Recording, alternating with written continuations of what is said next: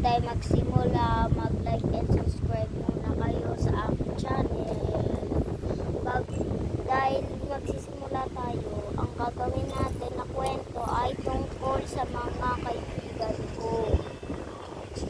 Hindi ko nasasabi ng mga kanya-kanya nilang pangalan. Pinsan ko rin ng mga bata pa, mga 3 years old, mga 4 years old, meron ng 10 years old ang pinsan. Okay, tapos sasabihin ko sa inyo is yung mga favorite kong pinsan, mga favorite kong kaibigan. Sasabihin ko rin sa inyo ang mga hindi ko favorite na kaibigan. So, ito. Una kong gagawin ang mga kaibigan, syempre. Ayun nga siya, ikong una yung mga kaibigan. Ang nakakainis kong kaibigan is ang mga, alam ko kung ilan taon na siya ay 7 years old. And yung isa pa niyang kasama ay 9 years old. Tapos, yung iba niyang kasama, yung iba may kumakampi dun yung iba. Meron nga kapatid yung 9 years old kang kaibigan. Yung years old pa lang ata, 3 years old.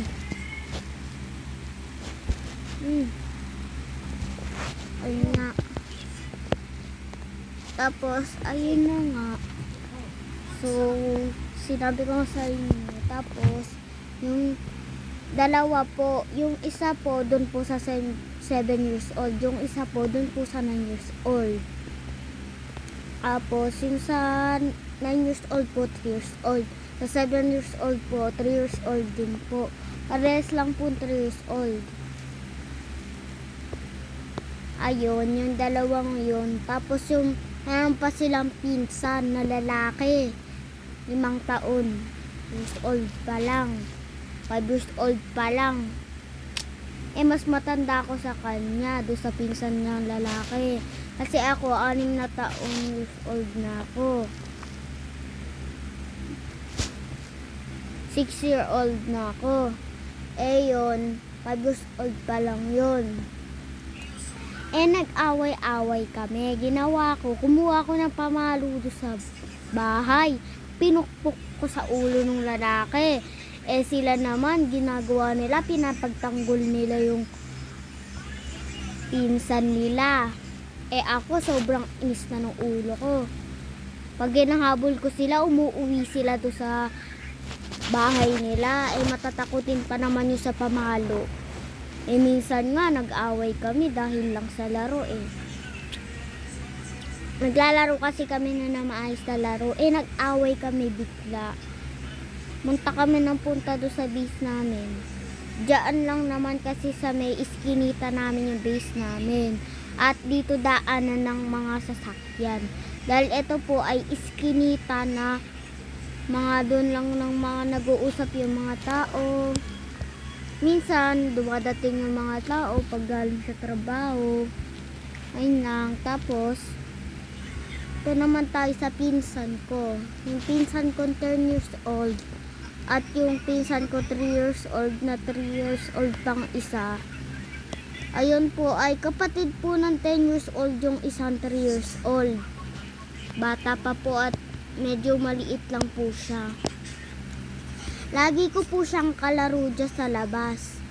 Lagi po kami magkalaro tuwing umiiyak siya, naglalaro kami. Para meron naman siyang magawa. Ako po yung nagpapatigil po ng iyak niya.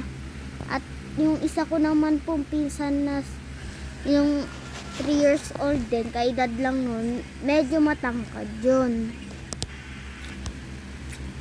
Konting tangkad lang. Tapos, dumating siya nung matagal na. Dumating siya dito. Tapos, kasi kukunin nila rep sa amin Kinuha na nila ngayon. Na sila dito. So, pag dumating ulit sila dito, magbablog ulit ako. Para sa inyo yun, yung mga binablog ko na yan. Panoorin niyo po ako pati sa pinsan ko na mga nanonood, panoorin niyo rin ako. Ayun nga, nagsasaya kami dyan sa kabilang bahay dito sa amin. Diyan sa may bahay na yan. Diyan kasi, diyan pader na yan. Pagka dumiretso kayo sa labas, di ba?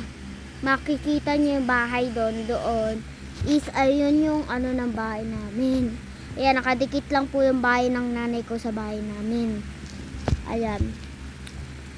Ayun po yung favorite po namin laruan. Tumatalbog na nga po yung bahay namin. Kakatakbo namin dun eh.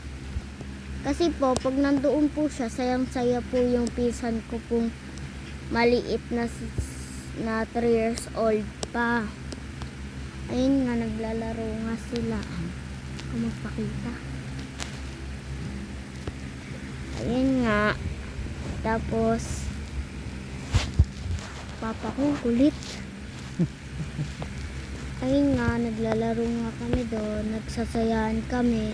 Sa sobrang saya namin, nag-ano si Mib, yung mama nung pinsan ko, na 3 years old na matangkad ng konti. Bumili ng siomay. Lahat kami nagtalon-talunan eh. Sabi namin, siomay, siomay. Eh, nung kaumagahan, nagpunta kami sa may doon ulit, dyan ulit sa bahay ng nanay ko. Tapos, nagsabi kami ng pizza. Binigyan kami ng 100. Bumili kami doon sa may, sa amin, dyan, no. Meron kasing pizza doon sa amin. Dyan, pagka malayo yun, doon tayo sa palengke namin. Sa palengke doon sa amin. Ayun nga yun. Ayun lang. Thank you. Bye-bye. Thank you to bye-bye now.